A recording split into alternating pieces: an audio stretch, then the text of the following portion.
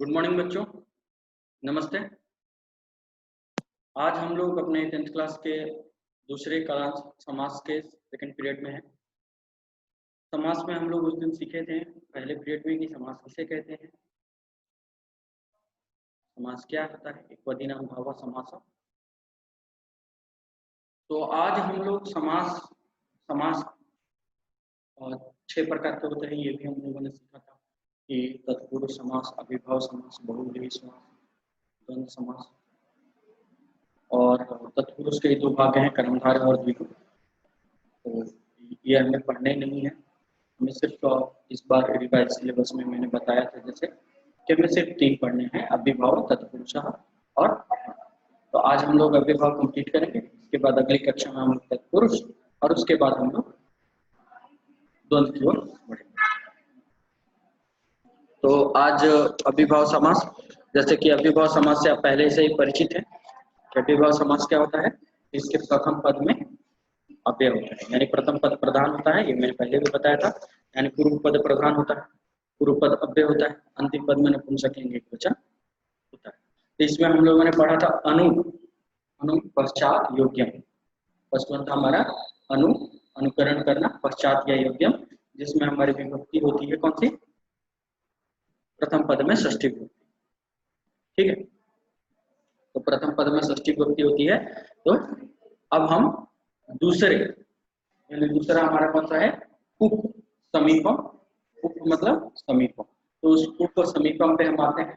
तो क्या है, उप समीपम, उप समीपम प्रथम पद में षष्ठी विभक्ति। बच्चों इसमें भी क्या होगा, प्रथम पद में षष्ठी विभक्ति ही होगी। क्या होगा, इसमें भी प्रथम पद में षष्ठी विभक्ति। ठीक है, कृष्णस्य समीपम इति उपकृष्ण। समीपम की जगह पे हमने लगाया उप, क्या लगाया, उप। समीपम की जगह पे उप लगाया। कृष्णस्य, कृष्णस्य वहां पे क्या है, कृष्णस्य। तो कृष्णस्य जो है, तो कृष्णस्य तो षष्ठी विभक्ति में है, उसको हम लोग चेंज करेंगे नपुंसकलिंग एकवचन में। हमारा क्या हो जाएगा, उपकृष्ण। क्यों, क्योंकि समूल शब्द क्या होता है, कृष्ण, अकारांत शब्द, और अकारांत शब्द को नपुंसकलिंग बनाने के लिए मैंने क्या बताया था, उसमें क्या जोड़ेंगे, अ और अम। ठीक, तो कृष्णम, क्लियर, उपकृष्णम, समीपम। ठीक है, उसी तरह से अन्य उदाहरण देखते हैं। ये तो पुल्लिंग शब्द था, एक स्त्रीलिंग शब्द का उदाहरण देखते हैं। यमुनायाः समीपम इति उपयमुनम। यमुनायाः समीपम इति उपयमुनम। नेक्स्ट, दिशा समीपम इति उपदिक्। दिशा समीपम इति उपदिक्। दिशा समीपम इति उपदिक्। गजस्य समीपम इति उपगजम। गजस्य समीपम इति उपगजम। इस तरह से और उदाहरण आप अपने टेक्स्ट बुक जो आपकी व्याकरण विधि है उसमें आप देख सकते हैं। और उससे उसमें अभ्यास प्रश्न भी दिए गए हैं, उससे कर सकते हैं। या अभ्यासवान भवः, 10th क्लास के लिए अभ्यासवान भवः एनसीईआरटी की वेबसाइट पे एक वर्कबुक ऑलरेडी अवेलेबल है, उसमें से जाके आप अपने समास का चैप्टर डाउनलोड कर लीजिए। और उसमें हर अव्ययभाव समास के 10 प्रश्न और विग्रह करने के लिए और 10 प्रश्न समस्त पद बनाने के लिए दिए गए हैं, तो उसको भी आप सॉल्व करेंगे।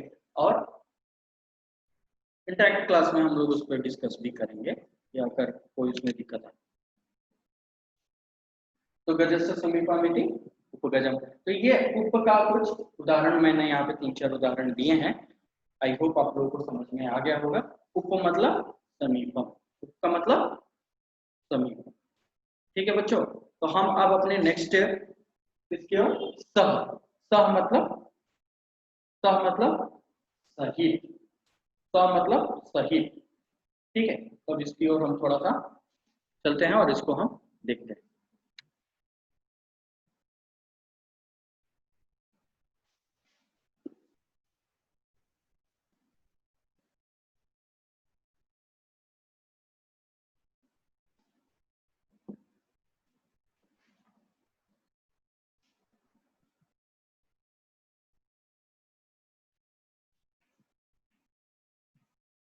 ये हमारा कौन सा नंबर है? तीसरा नंबर।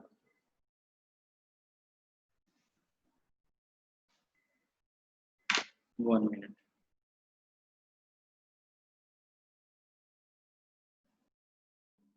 तो ये हमारा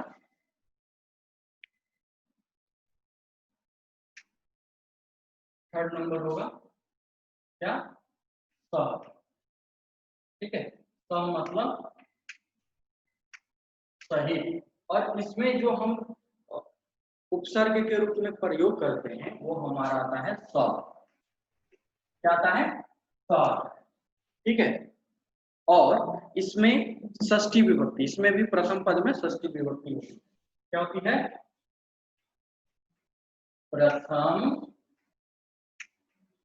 पद में षष्ठी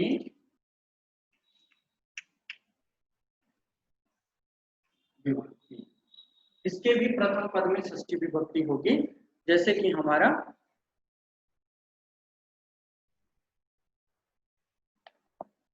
अनु में हो रहा है। ठीक है, तो उप में भी उपम, उप हम लोग देख लिए, अनु भी देख लिए, और सह, सह सह सॉरी सॉरी बच्चों, सह में हमारा षष्ठी में ही तृतीय होगा। उप और अनु में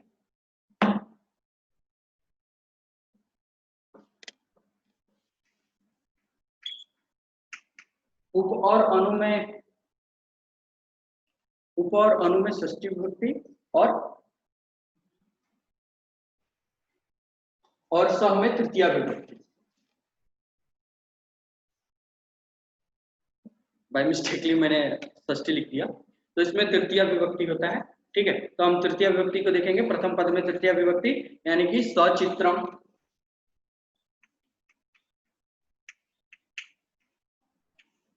सचित्रम क्या हो जाएगा? चित्रेण सहितम।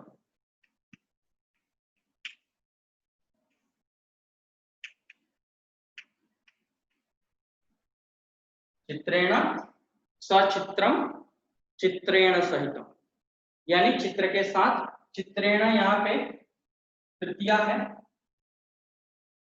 ठीक है, तो विग्रह पद जब हम देखेंगे तो तृतीया यहाँ पे आ रहा है। चित्रेण सहितम माने के साथ, यानी कि स यहाँ पे जो लगा हुआ है वो क्या लगा हुआ है? स लगा हुआ है, स लगा हुआ है।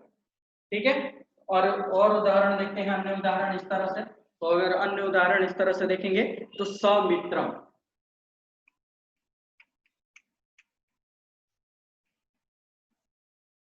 समित्रम तो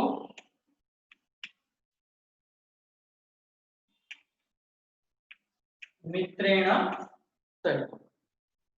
ठीक है, समित्रम मित्रेण सहितम, समित्रम मित्रेण सहितम। सशरीरम,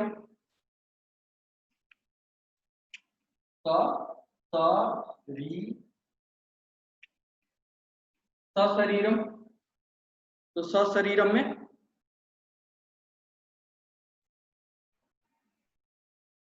सशरीरम क्या हो जाएगा? शरीरेण सहितम।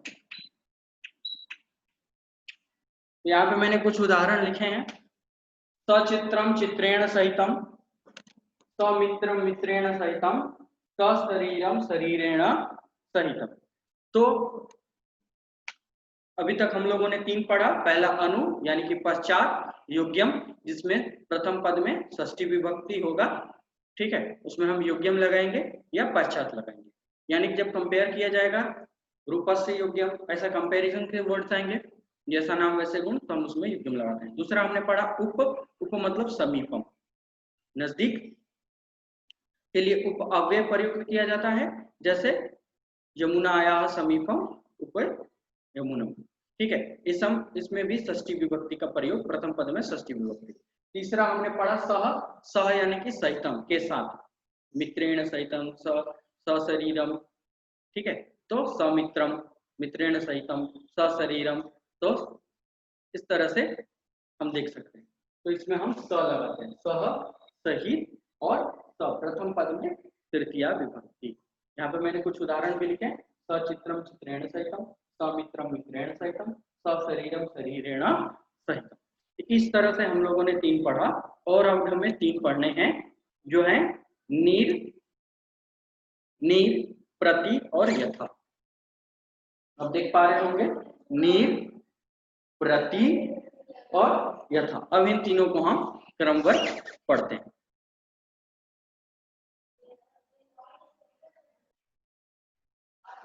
तो हमारा 4th नंबर है क्या बच्चों? निर। निर यानी कि अभाव, किसी चीज के अभाव में यानी अर्थाभाव में हम इसका उपयोग करते हैं। निर का मतलब होता है अभाव। निर का क्या मतलब होता है? अभाव। प्रथम पद में षष्ठी विभक्ति क्या होती है? प्रथम पद में षष्ठी विभक्ति। तो प्रथम पद में षष्ठी विभक्ति होती है। अर्थाभाव का मतलब है संबंधित वस्तु का अभाव, कोई चीज की कमी है। जैसे यहाँ पे हमारे आसपास कंक्रीट की जंगल है, वृक्षों का अभाव है, अगर हम ऐसा कहते हैं तो कहते हैं वृक्षाभाव। वृक्षाभाव, तो हम लिखेंगे वृक्षस्य अभाव। ठीक है, षष्ठी विभक्ति में क्या कहेंगे? वृक्षस्य अभाव। लेकिन अब हमें एक शब्द में अगर कहना होगा तो हम क्या कहेंगे यहाँ पे? निर्वृक्षम।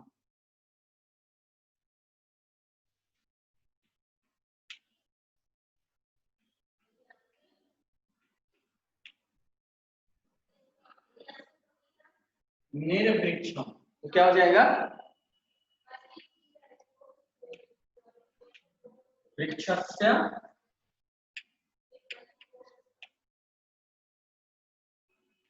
अभाव। इसमें आप देख रहे होंगे प्रथम पद में भी षष्ठी अभाव विभक्ति है, यहाँ पे अभाव यानी कि नीर को बता रहा है। ठीक है, तो वृक्षस्य अभाव निर्वृक्षम। अब इसमें एक चीज बहुत समझने वाला है, बहुत इंपॉर्टेंट भी है। कहीं कहीं पे नीर की जगह पे निश हो जाता है, कहीं कहीं पर नीर के जगह पे निश हो जाता है। कहाँ कहाँ नीर की जगह पे निश होगा अब उसको हम समझेंगे पहले। तो कह रहा है हमारा नियम कि अर्थाभाव में अभाव में हम तो निर प्रयोग करते हैं, सही है, लेकिन प्रथम पद का पहला अक्षर, प्रथम पद का, ध्यान से सुनना बच्चों, प्रथम पद का पहला अक्षर क, ख, प, फ यानी क वर्ग का क ख और प वर्ग का प फ होने पर नीर का निश हो जाता है। कब हो जाता है? यानी कि प्रथम पद का पहला अक्षर, प्रथम पद का पहला अक्षर क्या हो? क, ख, प या फ। ठीक है, क, ख, प या फ हो तो इसको हम नीर को निश में बदल देते हैं। अब इससे एक उदाहरण देता हूं हम। ठीक है, इससे एक उदाहरण देखेंगे, देखते हैं हम। ये तो क्लियर हो गया होगा कि जहां पे निर अभाव की बात करें वहां पे निर्विक्षम वृक्षस्य अभाव। ठीक है, तो षष्ठी विभक्ति है यहाँ पे, अभाव, निर अभाव को संबोधित कर रहे हैं। अब आता है कि निर को कहीं कहीं जगहों पे निश बदल देते हैं, निश कर देते हैं। तो जब हम निश करते हैं निर को, तो कहाँ करते हैं? जहाँ पे प्रथम पद का पहला अक्षर क, ख, प, फ, ध्यान, प्रथम पद का पहला अक्षर होगा। ठीक है, प्रथम पद का पहला अक्षर क, ख, प, फ होगा। और नियमों के लिए चिंतित नहीं होना है, जो भी मैं क्लास में बोल रहा हूँ, जो समझा रहा हूँ, वो आपको as a notes, class work notes में ग्रामर का मैं प्रॉपर नोट्स आपको दूंगा। उसके लिए आपको चिंतित होने की कोई जरूरत नहीं है कि सर कहीं आपके जो व्याकरण विधि में है वो सिर्फ एग्जांपल्स दे दिया है, एक्सप्लेनेशन अच्छे से नहीं दिया, पूर्ण रूप से एक्सप्लेनेशन नहीं है। लेकिन एग्जाम में तो पूर्ण रूप से ही आएंगे, तो इसके लिए आपको परेशान होने की जरूरत नहीं है। जो मैं नोट्स दूंगा वो आपके लिए बहुत ही सफिशियंट होगा, उतना आप पढ़ लेंगे तो बहुत ज्यादा। ठीक है, तो मैं प्रॉपर एक अच्छे से नोट्स जो भी मैं क्लास में समझा रहा हूँ वो आपको देने वाला हूँ। सिर्फ आप यहाँ पे अभी आप वीडियो के रूप में देख लेंगे और इसका एक पीडीएफ फॉर्मेट भी आपको स्कूल के वेबसाइट पे मैं अगले दिन या उस दिन जैसे भी होता है जैसे नोट्स उपलब्ध होते हैं आपके उपलब्ध होते हैं। तो हम इसका एक उदाहरण देखेंगे, नीर का निश कैसे।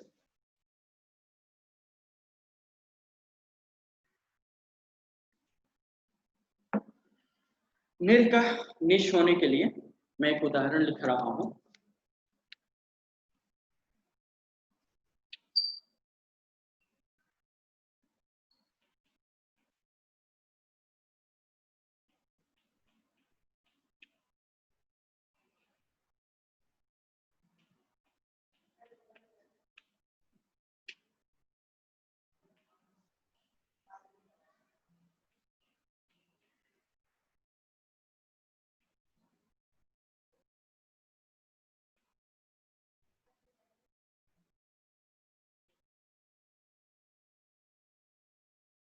कंटका नाम अभाव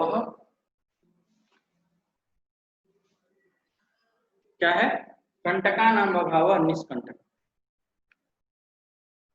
तो कंटका नाम अभाव आप लोग देख पा रहे होंगे, कंटका नाम अभाव, कंटका नाम अभाव, कंटका नाम यानी रुकावटें, कांटे, ठीक है, कांटों से भी अभिप्राय है और रुकावटों से भी। निष्कंटक जिसका मतलब होता है कंटका नाम अभाव, कांटों का बिना, बिना कांटों का, बिना रुकावट का, बिना किसी चीज के रुकावट का कंटका नाम अभाव क्या हो जाएगा? निष्कंटक। यहाँ पे स आ गया, क्यों स आया अभी मैंने बताया, यहाँ पे स है, ठीक है, ये स है हमारा। तो ये स कैसे आया? क्योंकि यहाँ पे अभी हम लोगों ने नीट का निष्ठ में हमने पढ़ा था कि प्रथम पद में अधिक और क्या हो, ख, प और फ, यानी कि प हो, प हो, क हो या ख हो, ये चारों रहे तो क्या हो जाता है इनकी जगह पे स हो, ठीक है, हलन। तो यहाँ पे क है तो क से पहले पूर्व आना है ना स। क्या कह रहा है कि नीर के जगह पे निश होगा, तो नीर के जगह पे, तो हमने यहाँ पे नी और र लगाना था, तो नीर की जगह पे हमने यहाँ पे र के जगह पे क्या लगा दिया? स, ठीक है, नीर की जगह पे क्या लगा दिया? स, यानी नीर की जगह पे निश हो गया, निष्कंटकम, ठीक है। तो नीर की जगह पे निश कहाँ कहाँ होगा? जहाँ पे प्रथम पद में क रहेगा, ख रहेगा, प रहेगा, प रहेगा, वहां नीर की जगह पे निश हो जाएगा, यानी कि यहाँ पे जो र आता था वो स में परिवर्तित हो जाएगा। आई होप आप लोग समझ गए होंगे अच्छे, ठीक है। तो नीर का निश हो जाता है कहाँ पे? जहाँ पे क, ख, प, फ हो पूर्व पद में, वहां पे हम निश लगा देते हैं। ऐसे हम सब सारे जगहों पे निर का प्रयोग करते हैं। और निर का प्रयोग कहाँ किया जाता है? जहाँ पे किसी चीज के अभाव को संबोधित किया जाता है, किसी चीज की कमी को बताया जाता है, वहां पे हम निर का प्रयोग, ठीक है। तो अब नेक्स्ट की ओर हम आगे बढ़ते हैं और हमारा नेक्स्ट है प्रतिविप्सा। नेक्स्ट हमारा है क्या बच्चों? प्रतिविप्सा। प्रतिविप्सा प्रथम पद में द्वितीया या सप्तमी, प्रथम पद में द्वितीया या सप्तमी, यानी कि प्रथम पद में द्वितीया विभक्ति होगा या सप्तमी विभक्ति होगा, ठीक है। प्रथम पद में क्या होगा? द्वितीया विभक्ति या सप्तमी विभक्ति, किसमें? प्रति में। प्रति क्या है? विप्सा क्या है? तो जो कार्य बार बार होता है, जैसे हम प्रतिदिन विद्यालय जाते हैं, बार बार दोहराया जा रहा है, लगातार हो रहा है, वो कार्य हर बार होता है, लगातार जो कार्य दोहराया जाता है उसको हम विप्सा के रूप में देखते हैं, ठीक है। तो हम संस्कृत में प्रति विप्सा कहते हैं। जैसे दीनम दीनम इति प्रतिदिन, द्वितीय विभक्ति है यहाँ पे, दीनम दीनम इति प्रतिदिन, प्रतिदिन में विद्यालय जाता हूँ, यानी दीनम दीनम, हर रोज में विद्यालय, ठीक है। दीनम दीनम इति प्रतिदिन।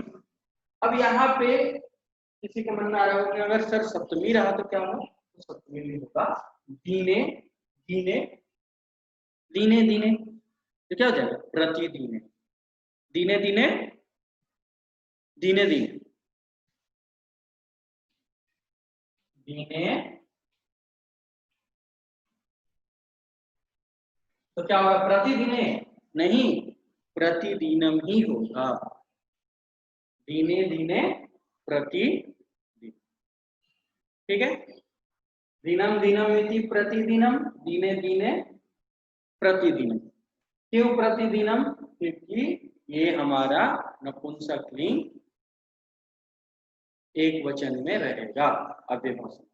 ठीक है, ये पहले से ही समझते हैं हम हमारे। तो इसी तरह से अगर अन्य उदाहरणों को देखें तो अर्थम अर्थम प्रति प्रत्यर्थम या अर्थे अर्थे इति प्रत्यर्थ, गृहम गृहम इति प्रतिगृहम, गृहे गृहे प्रतिगृहम, भोजनम भोजनम इति या भोजने भोजने प्रतिभोजनम। यानी जो चीज बार बार दोहराया, जो रिपीटेड है, उसको हम प्रति के साथ लिखते हैं। ठीक है, जो चीज बार बार दोहराया जा रहा है उसमें द्वितीय विभक्ति या सप्तमी विभक्ति प्रयोग। एग्जाम में आपको फिलिंग द ब्लैंक्स में नहीं आएगा, ये ऑप्शंस के साथ आएगा। ठीक है, मल्टीपल चॉइस इस बार है, मल्टीपल चॉइस 4 क्वेश्चंस रहेंगे आपको। तो किसी के बच्चे के दिमाग में अगर सर द्वितीय भी रहेगा और अगर सप्तमी भी रहेगा, कौन सा सही होगा? तो ऐसा आप लोग जान जाए, ऐसा कभी नहीं रहेगा। या तो द्वितीय का एक उदाहरण दिया रहेगा या तो सप्तमी का एक उदाहरण दिया रहेगा, अन्य तृतीय चतुर्थी भी लगाकर आपको कंफ्यूज करने के लिए दिया रहेगा, वहां पे आपको। ठीक है बच्चों, इसमें हम प्रति में क्या देखेंगे? द्वितीय या कौन सा? क्लियर है? अभी तक हम षष्ठी और तृतीया का प्रयोग देखे थे, अभी द्वितीय और सप्तमी है। नेक्स्ट है और लास्ट वन, नेक्स्ट और लास्ट वन अव्ययभाव समास में यथा। क्या है? यथा। जल्दी से उसको भी देख लेते हैं हम।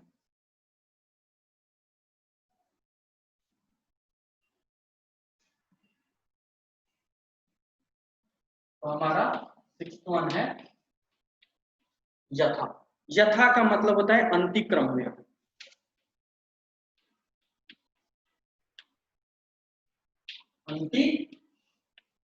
अंतिक्रम्य, अंतिक्रम्य क्या है?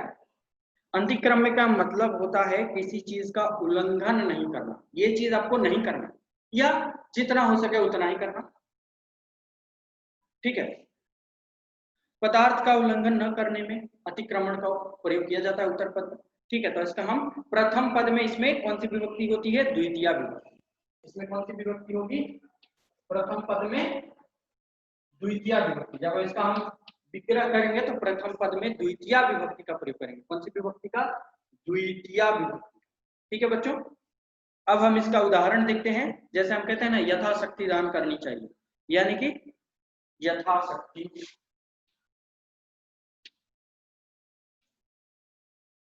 यथाशक्ति। तो क्या हो जाएगा? यथा के जगह पे अंतिक्रम में आएगा तो, और यहाँ कौन सी विभक्ति हमें लगानी है? द्वितीय विभक्ति। क्या हो जाएगा?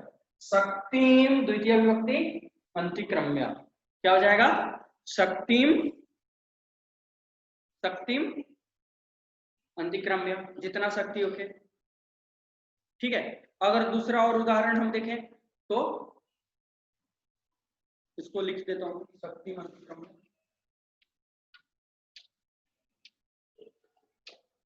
शक्तिम